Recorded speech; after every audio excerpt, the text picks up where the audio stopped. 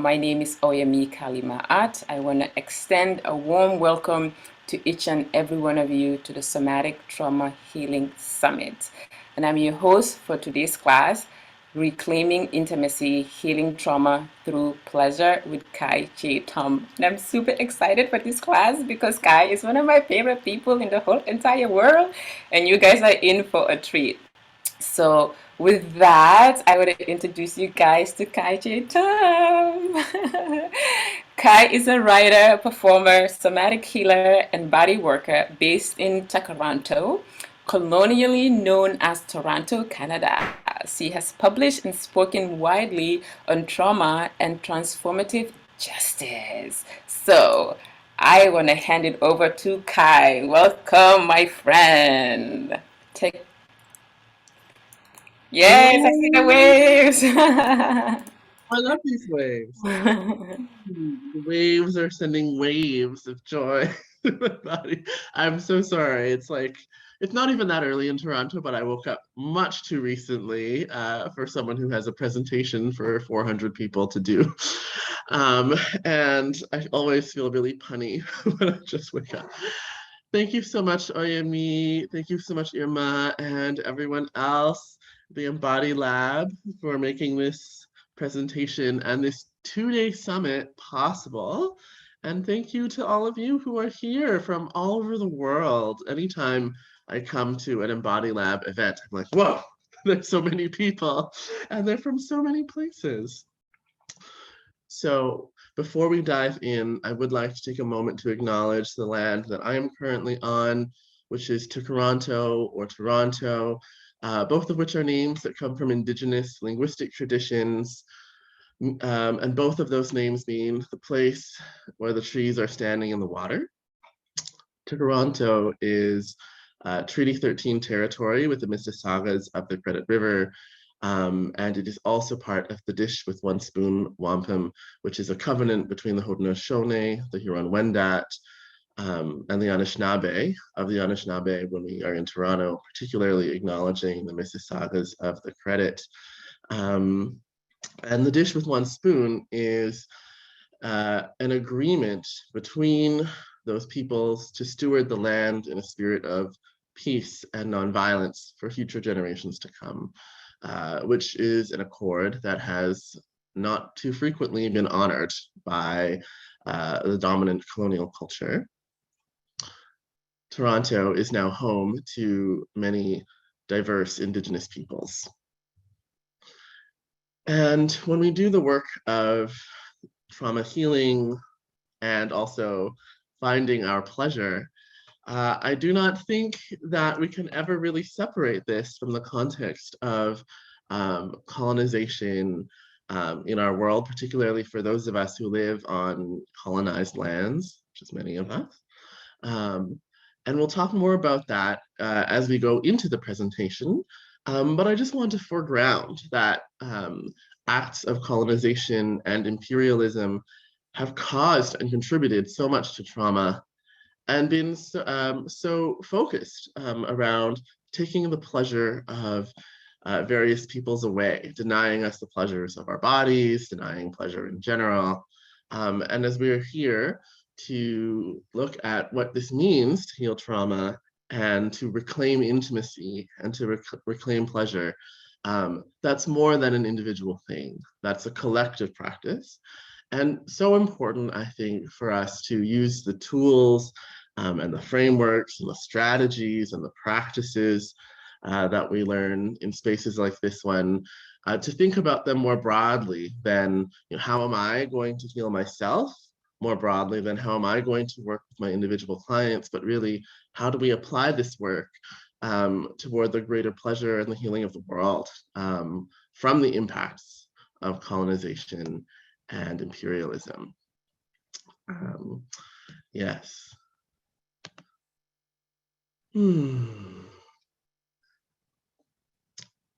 So with that said, my name is Cheng Thom, and I am a former clinical social worker. I now practice as a somatic coach, a conflict mediator, primarily in community organizations and nonprofits, And I am also a somatic sex educator and adjunct faculty at the Institute for the Study of Somatic Sex Education, which is the lens that I will be coming to you today primarily from, that of somatic sex educator, sexological body worker, and teacher of somatic sex education, also a student, always a student. And I am really delighted actually to be one of the earlier presenters speaking at this two-day Trauma Healing Summit. Although I somehow wish that I could be one of the earlier speakers, but later in the day. But we cannot have everything we want, or so I am told. We'll see. Because I'm happy, forgive my tangent, like I said, it's early for me. I'm happy about this though, because I think sometimes, I don't know about all of you, but I can come into thinking about trauma healing work with a very serious mindset, you know, like, trauma healing, you know, we live in pain.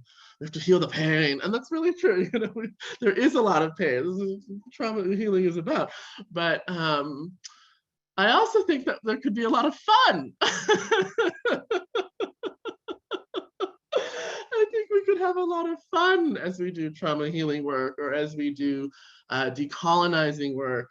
Not that it can always be fun or joyful, and not to like weirdly spiritual bypass or pleasure bypass the gravity of the world we live in, or the experiences that we have had, but to know that pleasure is equal to seriousness, as a portal into another way of being, that pleasure is powerful, that we are deserving of pleasure, and that one of the first things that trauma does is, for many of us, is to shape us somatically so that we block ourselves from pleasure, or that we prevent pleasure because it feels unsafe.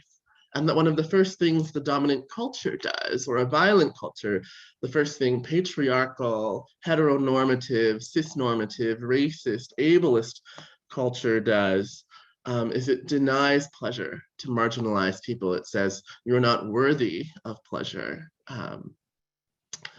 And so maybe we could just have some fun also.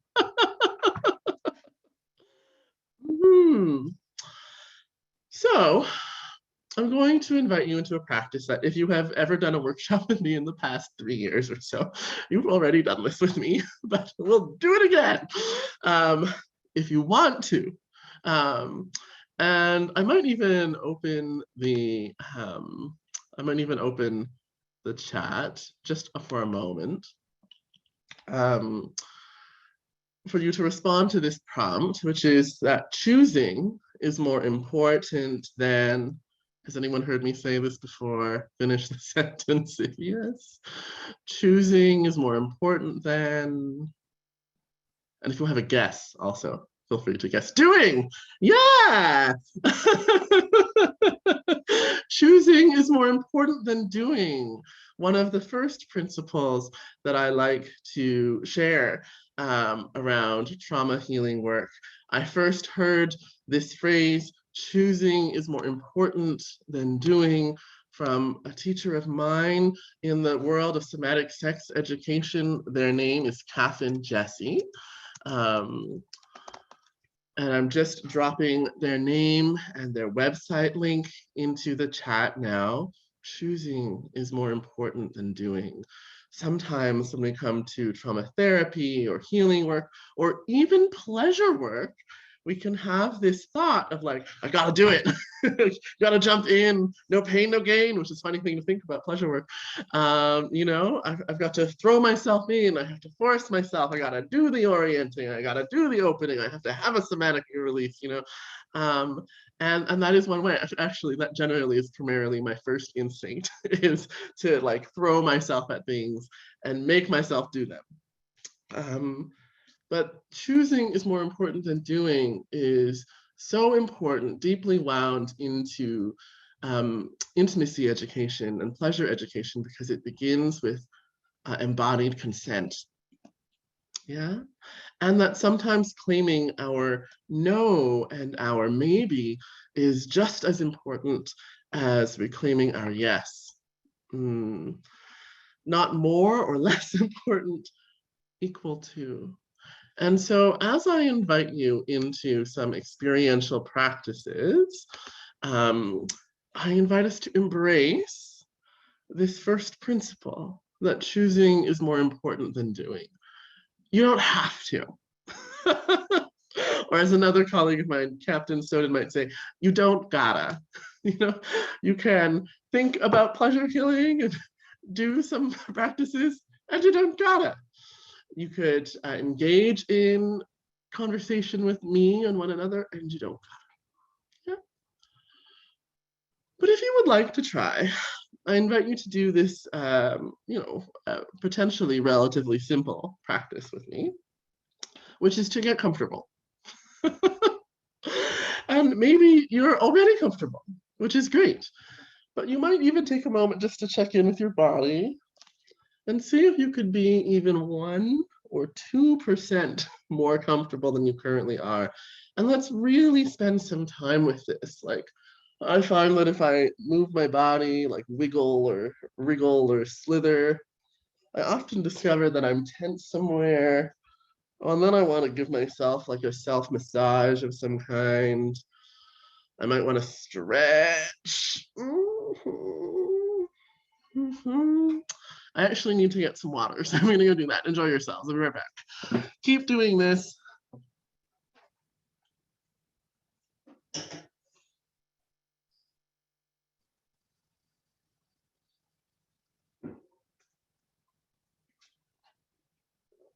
Okay. Yeah, you too might need some water or some beverages of other kinds, a snack, a blanket. You might need to open the window. I do want a blanket.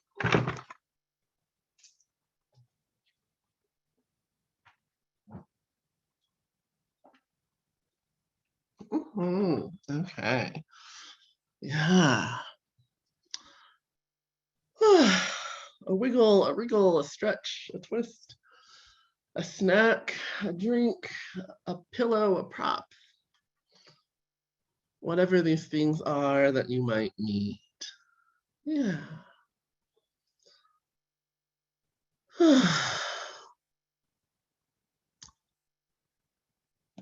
And as you land and rediscover this new posture or position, or you feel into your extra blanket or food, whatever these somatic resources or supports are, or maybe you're like, no, I was great the first time, and you just feel into the first position you were in. Just notice what it's like to feel supported. You might even take a couple long and letting go breaths.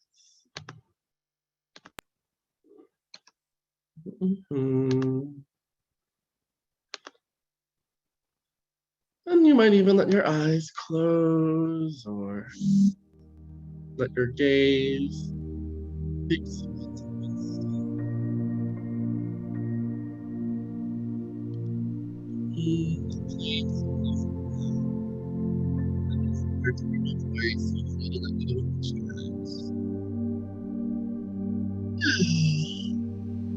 Just notice, what is it like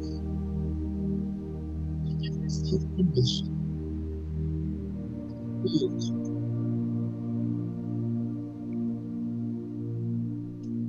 What is that like to give yourself permission to seek even a tiny bit of pleasure that you are currently experiencing?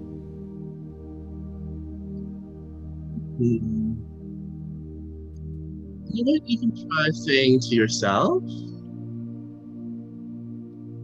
I deserve to feel pleasure.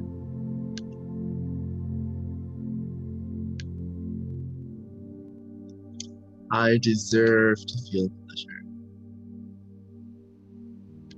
This music is not working out. Turning it off. You might even try saying to yourself, I deserve to feel pleasure. I deserve to be comfortable. And just notice what happens in your body when you offer yourself this permission. I deserve to feel.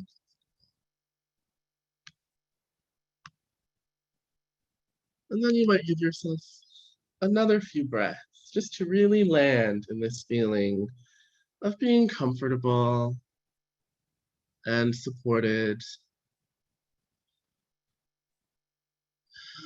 letting your attention land in these places where you feel comfortable and supported,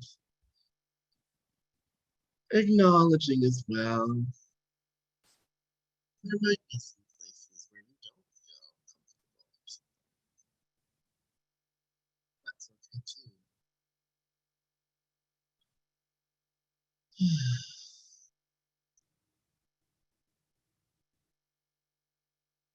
Just finding that sensation in your body, that sensation that is feeling a bit more comfortable or pleasurable or supported, and taking in just as much as you want to, no more and no less.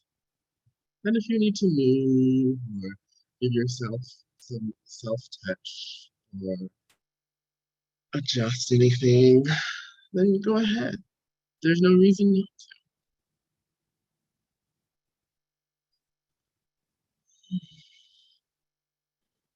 Taking in all of that support, and then if you'd like to try, seeing if you can take in just a tiny bit more, just a little bit.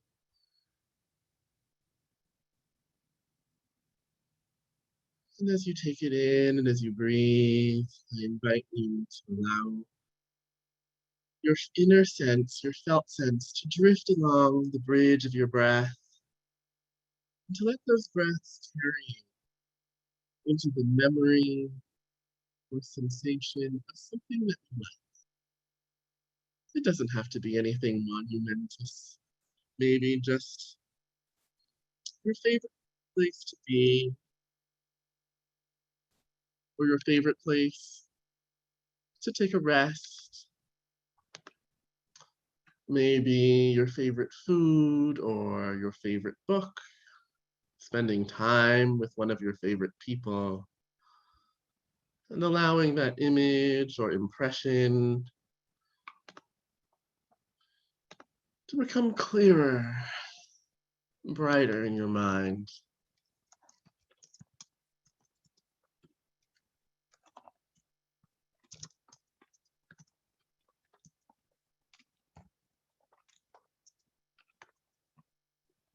And just noticing what this is like.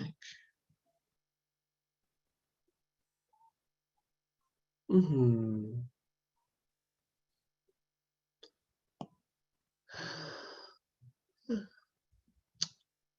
And then gently letting this image drift away for now, knowing you can always return to it.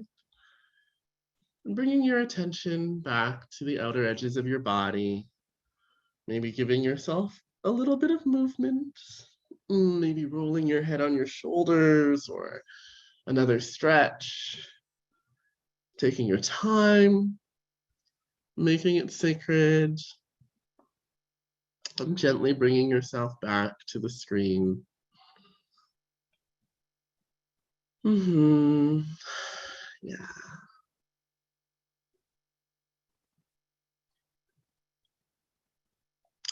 And I'm going to open the chat.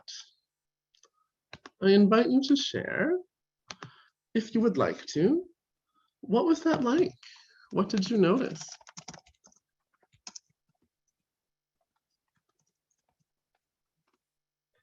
What was that like? And what did you notice? A wave of peace? Mm-hmm. A sense of peace. Calmness, feel freedom, resistance. Mm-hmm. Calm and ease, some resistance, the idea of deserving comfort. Mm-hmm. Free flowing. permission to respond to femininity. Beautiful, didn't take long. Drinking in more pleasure, present. I'm gonna start to miss some as they roll in faster. I blocked it and cried. Yeah, tranquility. So easy to give myself a bit more comfort and pleasure, more comfort in tenseness. A sense of acceptance in what is here, more pleasure in the moment afterwards, sensuality and fire, tingle of happiness. Finally, you realize that you deserve pleasure, resistance to allowing myself to be present. Held, snug, cozy, warm, a sense of satisfaction, wholeness. I found it difficult to say the line about pleasure. I felt a wave of sadness. It was difficult not to focus on the painful areas, worry, embodied self-awareness, relief at the idea of permission, resistance to the words pleasure and comfort. Wonderful to discover that resistance, pleasure in my womb. Yeah, thank you everyone for these beautiful shares. Ease after initial resistance, peace. Yeah. And if you like to, you could even share an emoji, which you can find by clicking the reactions button in your bottom menu bar. And share maybe a little image from the selection that expresses anything about how you feel at this moment. I'm sharing an octopus because I love the many arms of the octopus. Pleasure, like an octopus, has many arms.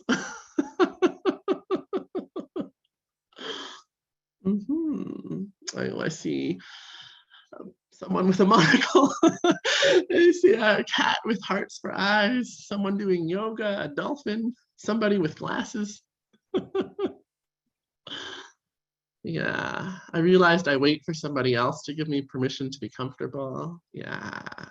Oh, I see a flower. Oh, beautiful. Something I love about presenting on Zoom is that there are actually quite a few expressive options. A sun, a ghost, an anatomical heart, some watermelon, a halo face, a light bulb. Yeah, beautiful. An alien. A mermaid, a swimsuit, a sunflower. Yeah. So I'm going to now close the chat. It will be open again soon. Ice cream, drooly face. I love it. I love it. So what is this about? This is one of the first practices that we teach in somatic sex education, and it doesn't have to only be about sex or education. It can be about anything. We can start this practice really whenever we are doing group facilitation or we are about to go into something for ourselves. When someone makes us an offer or an invitation, we can use this practice to make ourselves a little bit more comfortable or more pleasurable, even 1 or 2%, and just to notice what's possible in terms of finding our pleasure. And in finding our pleasure or our comfort, we find inherently often what yes is like inside of our bodies. We find the feeling of yes inside of ourselves. And maybe we also discover the feeling of no. Yeah, this feeling of resistance. No, I don't want it. No, I don't like this. No, this isn't right. No, I hate this practice. No, this is boring. No, I don't like your outfit, Kai Cheng. Whatever, we might also discover our no. And sometimes that no will come up alongside of our yes. And this is one of the things that is sometimes very confusing about pleasure, about intimacy, about trauma healing. It is one of the things that can be triggering or disruptive to our internal sense of, oh, how can I feel yes and no at the same time?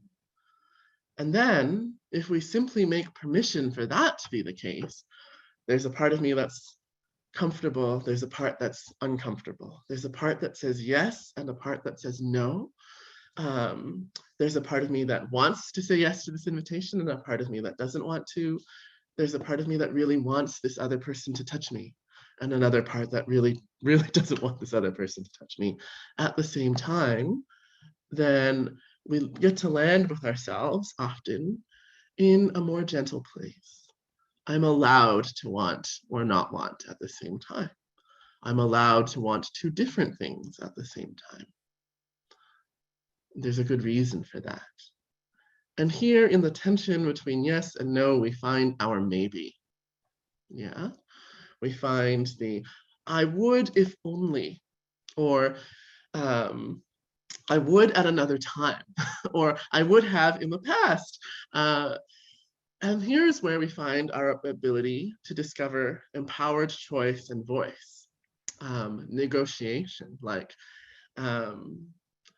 I will join this Zoom summit and teach in front of a group of, oh gosh, 600 people. Even though it's a little bit scary, if it's only an hour, if I get paid a certain amount of money, if people adhere to guidelines of respect, right? That's the maybe. I'll do it if, I'll do it when, I'll do it in this way. And this is really important for reclaiming our pleasure and for that is safe enough. Being able to identify the yes, the no, and the maybes, the many maybes in between, and allowing ourselves to do what in my field we call the sacred pause. Yeah. The sacred pause to feel into that field of yes, no, and maybe, and then to decide. Yeah. Or to not have to decide right away. And this is not something we need to be therapists to do or psychologists to do. It really is something we can offer ourselves and the ones we love at any time. The yes, the no, and the maybe. And then to show gratitude for the yes, the no, and the maybe. Yeah. Which is something that I'm still working on doing. But something I want to say is, did anyone not do that exercise? You could raise your hand and show us. I think I saw something flicker. If you didn't do it, yes, excellent. Thank you for your no. Thank you for not doing it. Yeah, if you're like, oh, chose not to do it, like it, then great, good. I would hate for us to be in this Zoom presentation with you just getting along, just grimacing as we do it. No, yeah, don't do it. It's good. Yeah, thank you for your no. Thank you for your no. No, because it wasn't right for you. No, because you couldn't hear me. No, because you didn't feel like it. So powerful, not rocket science. But you know, there are so many moments in our lives, in our early lives as children, where we're like, I don't want to, and then we have to. And then so many moments in our adolescence where we don't want to, and then we're like, we have to. So many moments in this capitalist world, in this colonial world, where there are things we don't want, and then the message is you have to. You're bad for not wanting to. You'll be punished if you don't. And to be really pleasure-centered, trauma-informed, I believe we want to be grateful for the no, which is tricky when things have to get done sometimes. But I believe we can hold both. Yeah. So I'm going to show some slides and hopefully tech will work for us today. And maybe it won't. And if it doesn't, I guess we'll have to say thank you to the gods of tech for giving us their no. But I really hope they say yes, because I like my slides. Slideshow. Okay. Reclaiming intimacy. So I'm going to read a quote from Kath and Jesse, whom I mentioned earlier, an amazing teacher, genius, human being, who writes, "There is so much untapped capacity for pleasure in our bodies and our lives. Erotic energy can nourish us physically, mentally, emotionally, and spiritually, whether we are or with or without a quote unquote ideal partner." Yeah, yeah. Just taking a moment to let that sink in. Any joy in that statement, any like no in that statement, just letting that land. Mm-hmm. So I believe that the erotic encompasses many things. It might encompass sexuality, and I always want to honor sexuality, but I also want to honor asexuality and forms of the erotic that are not sexual in nature. And the Black feminist, lesbian, poet, visionary Audre Lorde wrote in her amazing seminal essay, The Uses of the Erotic,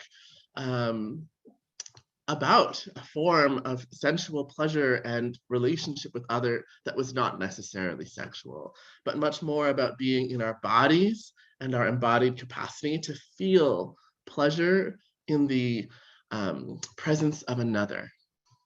And Audre Lorde writes about the touch between a mother and daughter, for example, the touch between sisters, the touch between comrades, and also, of course, the touch between lovers.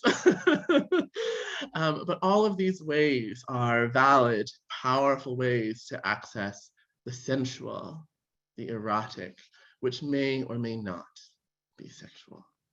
Yeah, one is not better than the other. So,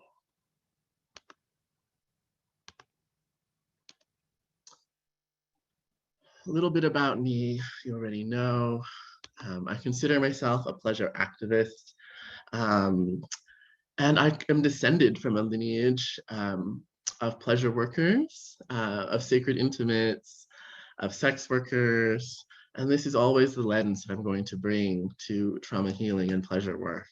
In addition to my formal credentials, I also bring this lineage, this history of oppressed workers in the line of pleasure.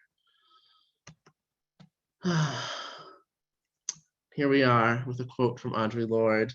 "We have been raised to fear the yes within ourselves, our deepest cravings. We have been raised to fear the yes within ourselves, our deepest cravings." This is from Audre Lorde's The Uses of the Erotic. Yeah. So I'm going to take a moment to pause now and open up a little bit of practice, embodied practice. And some of you may have done a similar exercise with me. And again, you can choose, right, not to do this. But the invitation is to form a little yes-no spectrum in your space. And you could do that by standing up and moving around. Oh, just smacked my foot against something.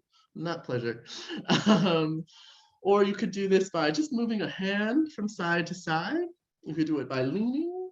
You could just think about it. But if you can move in some way, I do encourage that just to get into the somatic felt sense. And what we're going to do, if you choose to accept the invitation, is make one side of your space yes, and the other side no, and then the middle space, the maybe. And the closer you get to the yes side, the closer you are to what we might call a yes with full heart, a full-hearted yes. And the closer you get to the no side, we might call this a full-hearted no. When you're all the way here, full no, no. And then in the middle, all the many maybes, the infinite maybes. Maybe, maybe, maybe, maybe, maybe. And I'm going to give you a series of offerings, things that you could do, activities, just in the hypothetical, not for real, or maybe for real later on, like you decide, but and I just invite you to follow your body. going towards yes, going towards no, or swimming around in the maybe zone. And I really invite you to get creative with your shapes, your postures, your movements, and you could do that with just one arm or your whole body, or by leaning your head. It's up to you. Or you could just observe. And the great thing about this exercise, I always like to remind people, when we do it on Zoom, nobody knows which side is your yes or your no, so nobody knows what you're saying. When we do it in person, it's very different. Okay, so taking a moment perhaps to land and ground, to breathe into the center of your body. It's not a small thing to find our yes and our no, so just noticing what this is like. And then in a moment, I'm about to give you this series of ideas of things you could do. And I invite you to allow your body to do what it wants to do in response. The first invitation is eating ice cream, eating sweet, sweet ice cream.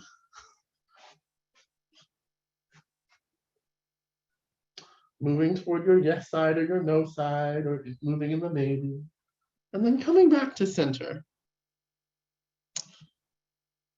The second invitation is hugging a really, really, really cute stuffed animal. Hugging a really, really, really cute stuffed animal. Finding your yes or your no or your maybe, and then coming back to center. And the third invitation is hugging a real live person. Hugging a real live person.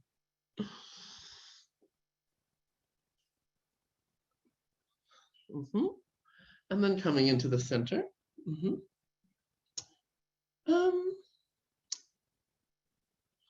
Putting your profile on a dating website and sending messages to everyone you think is attractive and appropriate for you.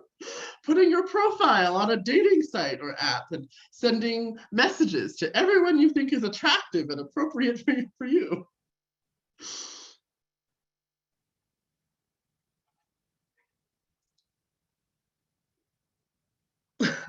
Coming back into the center.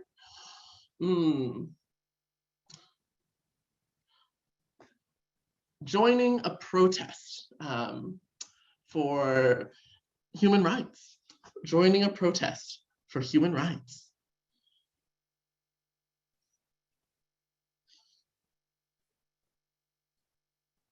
We'll maybe do a couple more.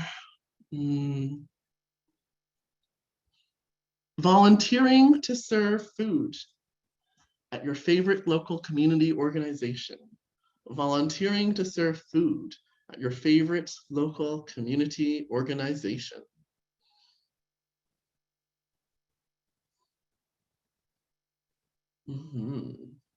Back in the center.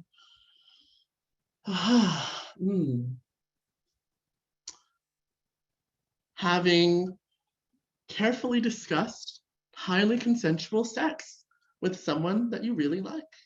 Having carefully discussed consensual sex with someone that you really like. Yeah. Knowing that your yes or your no or maybe can be just for right now and not for forever. Okay, maybe shaking that off and taking another moment to reground and center. Noticing if anything is different now than it was before. And then coming back to your seat. And I'm going to open the chat. And just give the invitation for you to share. What was that like? What did you notice? What was that like? What did you notice? I loved thinking about my autonomy, Felt good to feel a strong yes. Sometimes maybe space had shame in it. Yeah. My body knew my yes, no before my mind did. Had to point to yes and no to then find my maybe. What a beautiful experience to feel yes with my entire body. The last one was painful. My husband just died. Yeah. I felt everything, especially hugging people and animals. I loved playing with these responses. I didn't know how strongly my body wants to speak. I noticed myself saying no to ice cream, but now I want to go get some. Found it difficult to identify yes and no in body. Very revealing. Taking accountability for my choices. Wanted to explain my decisions. Yeah, there's only you to explain to. It was exciting to allow myself to give the true answer in my body as opposed to my socially influenced mind. What I wished were yeses logically felt like maybes or nos in my body because of the protective state I'm in. I cried a bit at first, being given the space to make these choices. Wow, so many shares. That woke up a lot for people. Wondering if I really trusted what I felt. Especially enjoyable, especially as I could hear my children chuckling and then joining in with my baby movements. Amazing. Some grief emotion, realizing how often I override my authentic yes or no. I noticed that I want to, but I probably won't. Felt empowering. What about if I did not move at all? Yeah, you're allowed to not move at all. Realized I hate dating apps. Yeah. Yeah, I have a lot of maybe into dating apps.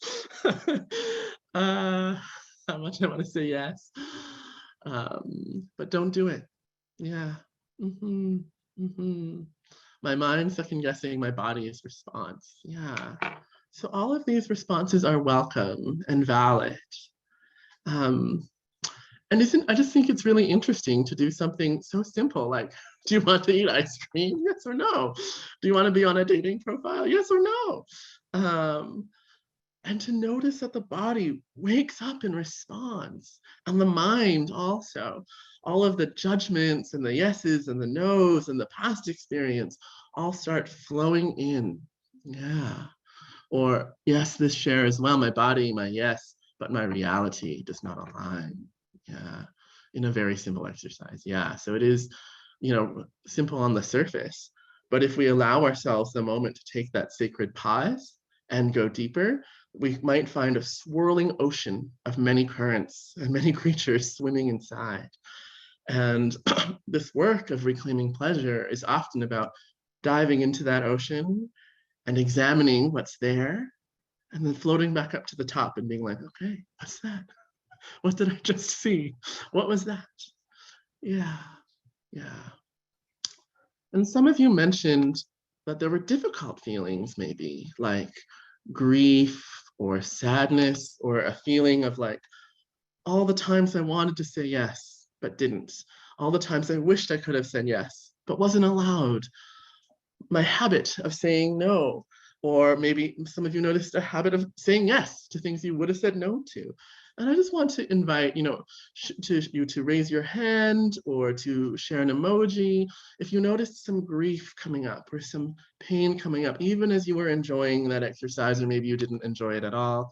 If you noticed some grief come up, yeah, yeah. Thanks for this. Yeah. Wow. Yeah. So that's really, really common. Common in the sense of we share that role, or we can share that role among us. If you look around and see all the raised hands and the emojis and the nodding, know that you're not alone. That this is a supposedly really simple exercise. But if you really slow down and ask, what is it like to want something or not want something? Sometimes we tap into this huge well of grief or a freeze feeling. Yeah. Sometimes our body's defenses rise up to protect us. And that's so brilliant and resilient. And also sometimes it hurts. Yeah. And we share that together, or we can share that together if we want to, that it can be painful to access our pleasure or to try. Yeah, I even feel like that wave of embodied sadness come up in me right now as I'm speaking, actually, like, oh yeah, you know. And one of the first things I do when I work with somatic sex education clients is to do some version of an exercise about what do you want. I make a list of things that you want, um, and there is so much there, so much that we could spend hours on. What do you want, and how do you know, and what is it like? Yeah. And isn't it interesting that when we go to the doctor's office or the dentist's office or sometimes the psychotherapist's office and we don't get asked, what do we want? Has anyone had that experience? You go to a helping professional and no one ever asks you what you want? Even if you can't have what you want, it would be nice to be asked, right? Instead, it's fill out this form and get on the table. Show me this and show me that, and here's a question about your mother. you know and I say this as a joke, but also it can be, some of us have had quite traumatic experiences with health and helping professionals before, so I want to honor that with seriousness as well. I really wonder what our world might be like if we were pleasure centered, consent focused, and we, center our empowered choice and voice. And I see someone is sharing guilty of that in the chat. And if that's like guilty of being the professional, I have to say, me too, right? Like I was trained in a psychiatric hospital when I first became a clinical social worker. And, I was trained to sit down and give all the forms and the surveys to the patient, and then ask lots of questions about their trauma. And none of the questions were, how does this feel? Do you want this? Or is this okay? Yeah, so maybe we take a breath, and I'm just going to gently close our chat for now. Just considering what a world that centered consent and pleasure might be like. Oh, and maybe there's even a wave of grief that comes with that consideration, because we don't live in that world, or at least not in that dominant culture. But I really believe in pleasure. I am avowed to pleasure. I invite you to consider devoting yourselves to pleasure as well, if you want to. Why? Because pleasure is fun. Because pleasure heals. I believe that. Because pleasure transforms people and our communities. Because pleasure can be a portal to the sacred. And because I believe that pleasure is a human right. I believe that pleasure is a human right.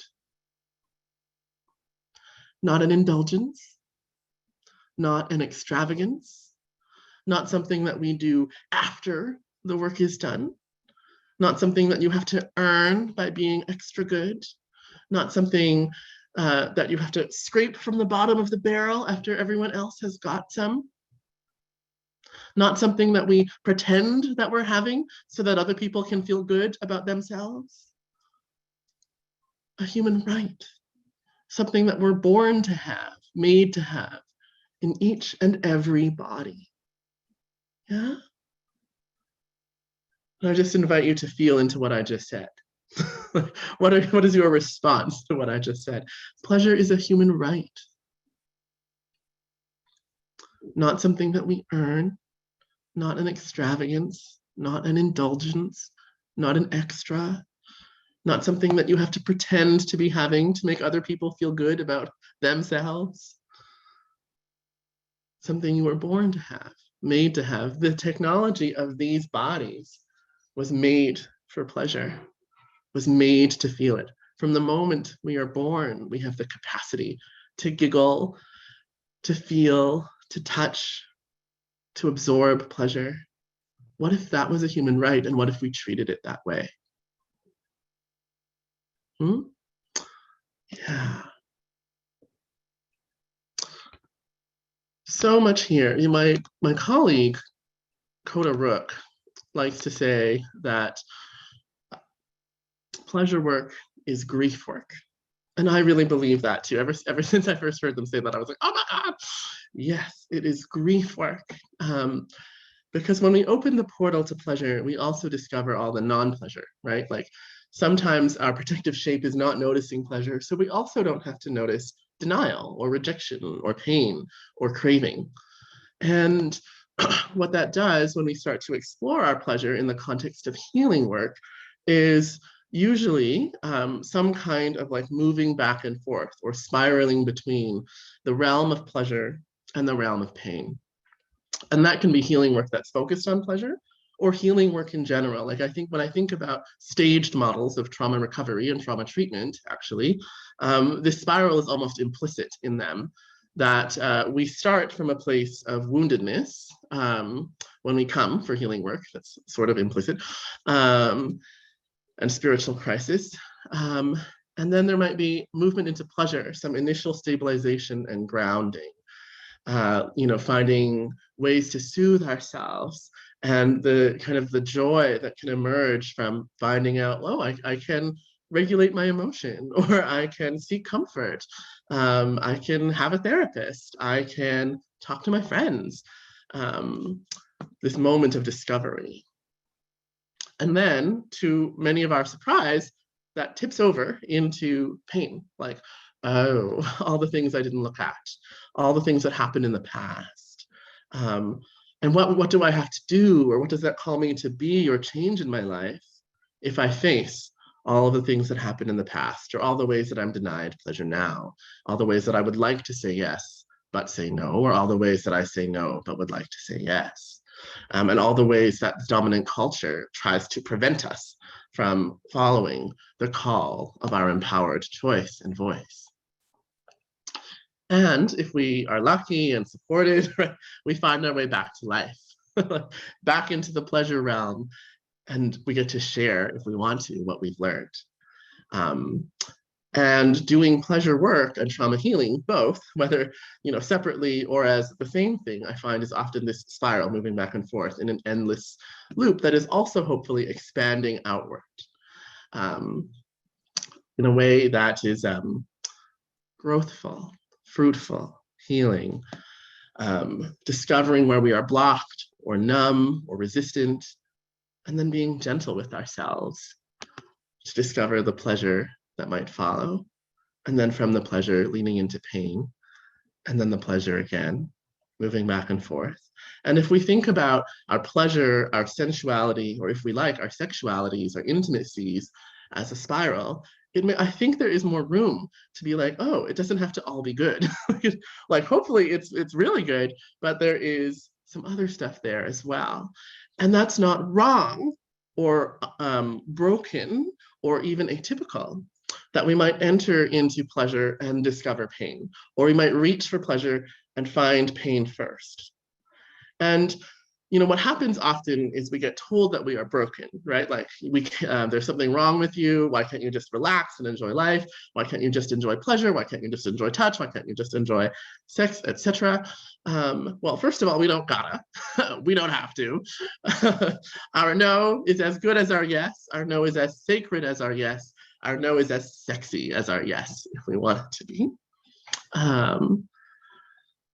And if we give ourselves the space, the sacred pause, the gentleness, like to really be curious about like, oh, I was in pleasure and now I'm in pain, or I reached for pleasure and I found pain. And we found the maybe or the no inside ourselves and asked that no or that maybe, what would you need? What would you need to come along? Then we might discover our way back into pleasure. And it tends usually, I find, not to come through forcing. Yeah? So I'm going to invite us to do another somatic exercise, and I will demo it first before I invite you to do it, which is just to make a fist. And then when, if it's right for your body, to make this fist really tight, not hurting yourselves. Just tight. And I'll demo first. And what I'm about to invite you to do after I show you is to try and pry this fist open with your other hand. Again, don't hurt yourself, but try and get in there. And just resist with the fist. Let it resist. Yeah. And then, we'll try a different technique, which is gently come in with the other hand and support this fist in squeezing in the direction it wants to go. And see if that allows any relaxation. Letting it be slow. So go ahead and do that now if you like. Nice tight fist. Don't hurt yourself. And see if you can pry it open with your other hand. Just resist with it. Don't allow that. Yeah. Nice and tight. And you're like, okay, it doesn't open. And then gentle, just laying that hand on top of the fist and like gently supporting it. Gentle, even really gentle squeeze. And see if that allows any opening.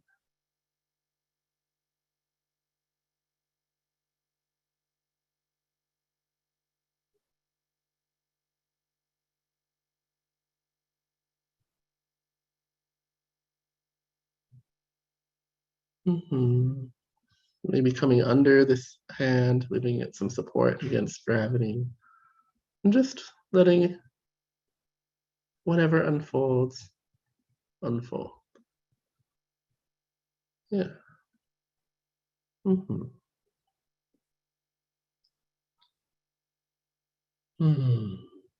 Yeah.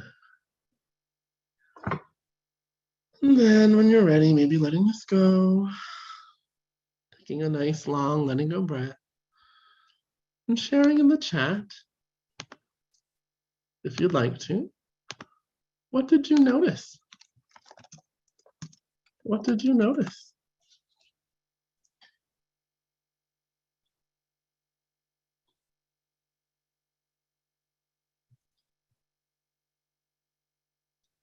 It was calming, allowing, relief, whole body sigh, automatic loosening of the fist with a gentle squeeze. My fist let out a sigh. I need softness. Accepting the tightness made me cry. Yeah. In supporting my whole body, I felt relaxed. My closed hand wanted to feel the support and love from the other in order to feel open and safe. The resistance was strong. That was comforting, and I could do that. Compassion and, oh, I lost it. Sorry. Compassion and support for my resistances. I felt love for my closed fist. They became collaborators. Yeah, peace after tears again. That when I was forcing, I felt compelled to let go, even though I didn't want to. What sorcery was this? Yes, well. Yeah. Surprise. I'm a witch. Maybe you're a witch. I don't know. Surprising shift when I went from prying to allowing. Support felt really good. And I noticed my other hand still trying to pry it open with that support. I think the fist wanted to stay closed, yes, and just be held in that. How interesting, hey? So sometimes it becomes this like more relational activity. This hand, the whole self in conversation, not about the goal, right? Not about the goal, get it open, but more about what does it want? What does it feel like? How could it be better? Yeah. And sometimes better is staying in tension or pain or resistance and being there with it. Sometimes it's relieving the tension, pain, or resistance. Sometimes it's really feeling joy or pleasure. But this is another way of going into intimacy and going into pleasure, not goal-oriented. And sometimes we love a goal. Goals can be great. How many ice cream cones can I eat this afternoon? It could be a great goal, depending on who you are. But another way is, let's just see what feels right. Let's see what feels good. And pleasure-centered for me is this, like, following the pathway of the body's yes. The body might say yes to pain.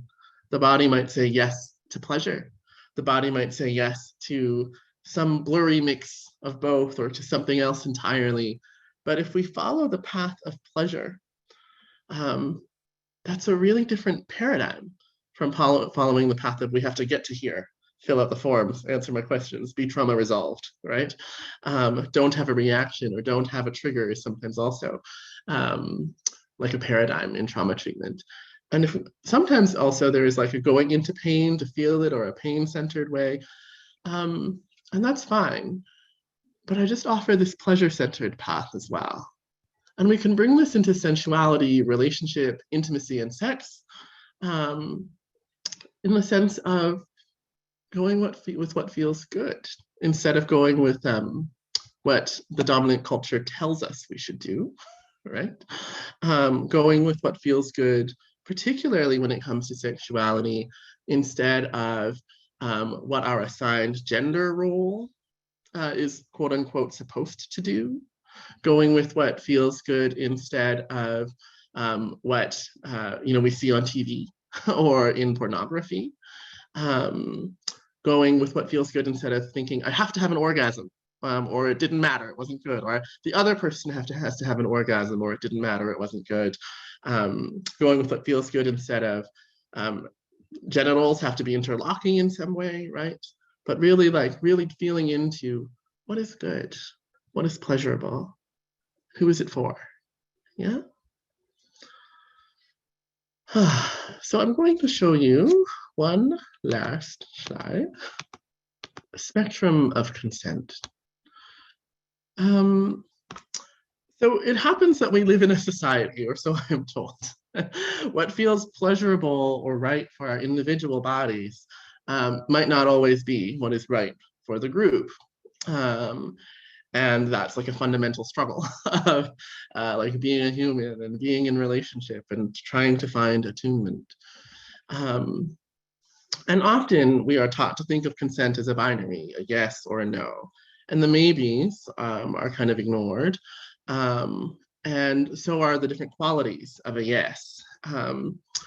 So this spectrum of consent model that I am showing you is inspired by the work of Betty Martin, and is a way of differentiating between different kinds of consent.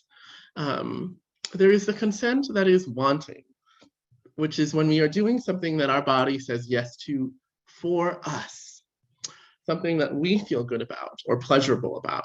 And in the case of intimacy, right, it might be like, we might want to hug someone, and that's for us. We want to hug them because it feels good for us to feel them enfolded in our arms, that we are close to them, our hearts side by side, right? There can be such joy and beauty in that for us. That's wanting. But there is also willing, which is where, maybe we don't feel great about the activity, we don't feel good or highly pleasurable for ourselves, but we still are willing to do it for the pleasure of another. And I will say, this is a situation where, like, maybe if you're like me, hugging is not actually my favorite activity. I don't like to hug except for very specific people, but I am very willing to hug people that I like who need a hug, especially if they're like, I want a hug, can I have one? Right? I really want them to feel good. I really want them to feel comforted. I really want them to experience that joy. And so I might hug them and still have a full heart. I'm fully giving them a gift that I want to give them, but it's, it's willingness for them. So it's for them and not for me, but still, I am willing. But then there is tolerating, which is putting up with it in order to give the gift. Like, oh, I don't really like this, but I guess I will, even though it causes strain. So willingness is a full-hearted giving. It doesn't cause strain inside the body or pain inside the body. Tolerating is where we start to get into pain and strain. And if anyone has ever been in that situation where someone is like, you've got to hug your uncle, you have to hug your aunt, if you didn't really want to, but you didn't, you're like, oh, this is terrible. That might be tolerating. Yeah. Sometimes we tolerate because there will be external consequences. Like, I guess I tolerate going to do my job even though I'm underpaid, but I have to. That's tolerating. And then there is enduring, which is where there's actually we are being damaged, where we're being hurt, we're being harmed, either psychologically or physically by whatever activity is going on. But it's like we don't have a choice. We don't feel that we have a choice to say no. And that too can be external. Someone saying that they will punish us or hurt us if we say no. Or it can come from within.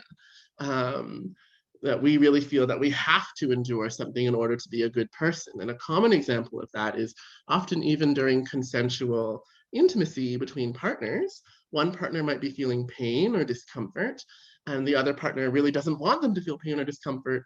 But the first person is like, well, no, I have to in order to be a good partner, in order to be good at giving a gift of intimacy to you. I want to endure, I have to endure, and it becomes confusing, right? So the enduring can be propelled from inside or outside, just like tolerating. And when we do the work of pleasure healing, when we do trauma healing work, my suggestion is that we try always to stay aware of our willingness and our wantingness. Yeah, it's when we go into the tolerating and enduring zone in any exercise, in any interpersonal activity, that we run the risk, first of all, of relationship damage. Like when we're tolerating things, we develop resentments, and we might be being exploited also. And we also run the risk of traumatization and being re-traumatized when we stay in tolerating or enduring zone for too long. And we could be tolerating something that is active, right? Too much, too long kind of definition of trauma. Or we might be tolerating or enduring a lack of something, too little, for too much, too fast, too little, too long. These are two phrases. Too much, too fast, or too little, too long. We might be enduring a neglect. And we want to aim for this full-hearted wanting or full-hearted willing. Full-hearted willingness is like a maybe that is fulfilled by a condition, right? So I might not enjoy, I don't know, might not want to give someone an erotic massage on a Tuesday afternoon, but if they paid me $2,000, then I might really be willing to, right? So there can be a secondary benefit for me. Or it might be like, well, I really love to give an erotic massage to my partner because they love it so much. So it might be a secondary benefit to them. And then I get actually like a tertiary or secondary benefit of indirect pleasure, right? So we're coming to the end of our time container. And this is my invitation, is simply to become aware of the yes, the no, and the maybe, and all the many ways in which we might support ourselves to dance through the spiral of pain and pleasure by attending to that yes, no, and maybe, following or considering a path that is pleasure-centered, following our yes, and affirming, if this feels right to you or something, like a good growth edge, we deserve to feel pleasure. We deserve to be comfortable. Pleasure is a human right. And if we centered pleasure as a human right in our sex lives, in our sensual lives, in our healing work, in our community building, in our social activism, how might this world look different? Yeah. So I'll stop there and open for questions. If you have questions, I invite you to put them in the chat or raise your hand using the hand raise reaction. We have just a few minutes, so we won't be able to get to all the questions or comments necessarily, but we have time for maybe a few. Yeah. Nicole, I see that your hand is up. Would you like to share your question or comment? Yes, this was wonderful. Thank you so much for your time this morning. I have a question around, we all have choice.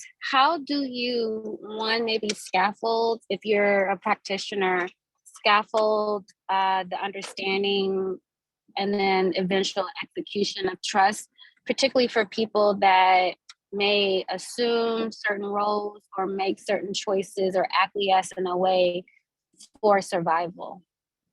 Thank you. Is this question? I think the question is like, how do we work with folks who are like who have been like habituated to saying yes for survival reasons? Am I getting that one right, Nicole? Yes, also even children too. Yeah, absolutely. What a great question. So, yeah, I think that most people in this world have some habituation to saying yes for survival reasons, particularly marginalized folks who experience extra danger or ancestral or like historic forces that are kind of saying like saying we have to say yes or you'll be punished, or saying yes is the only way to get through a dangerous situation. And I mean, I would just begin by honoring that. Like, that's so brilliant and resilient to have like an automatic or habituated yes. And often what we find is that people have a broad capacity to tolerate or endure things when they say yes like that. And that's like, whoa, what a power, what a superpower, what a skill. You said yes and were able to tolerate and endure all these things, and you survived. What a gift. It saved your life. That's really precious. So if we think about this metaphor, an exercise of the fist, right? We're not saying stop saying yes, stop saying yes, stop saying yes, trying to pry the fist open. Instead, we're supporting the direction. That was brilliant. That was resilient. That was powerful. And like, can we acknowledge the power of that? And then if we do that, often the client in front of us immediately will begin to emote, right? Or like to be like, oh yeah, okay. And then we can work with that. Because when we support that direction, that habituated yes, what happens is the client or the person might be like, okay, I don't have to defend that. And then some of the ambiguity or ambivalence can come out, like, well, I said yes, and then I wished to say no. And then what we can practice, somatically simply is low stakes no's. Like, do you want ice cream today? No. Do you want do you want to I don't know, like do a workout and lift tons of weights? No, maybe they do, right? We find things that they don't want. So we give opportunities to say no in a low stakes way.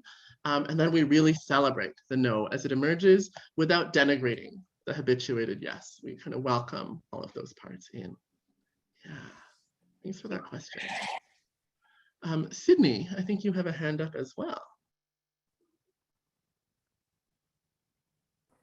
Hi, this is not a question. This is just a moment of Cheng Thom love I'd like to just throw out there. I just feel like from all of the workshops and classes that I've been blessed to witness and watch, you've never not offered your authenticity and your truth in a way that has been deeply, deeply felt and liberating. And so I just want to say you're a delight. And I'm so grateful to be alive at this time and to be like receiving your work. It really is life-changing. And so I really just want to say that. Thank you, Sydney. Oh, I'm so moved. Thank you. Thank you for being here. I'm delighted to be alive this time. So happy you're here. Thank you. Onaje or Onahe, I'm sorry if I'm mispronouncing your name. Did you have a question too? Okay, good. Yes. Can you hear me? Yes. Thank you so much. In this cis male body, I'm listening to all that you're saying, and I would like you to speak to well-intentioned cis men in terms of how we can enter into this healing practice in this way of life. Like, if I don't know if you thought about different stages, because all of as men we've been taught to be, it's our way, and you have to do it our way, and of course the extreme of that is rape, right? So we're living in a rape culture. So men who are wanting to go through this transition to get to this beautiful place that you've been talking about, what are the steps and what are the stages that you might give us some overview of?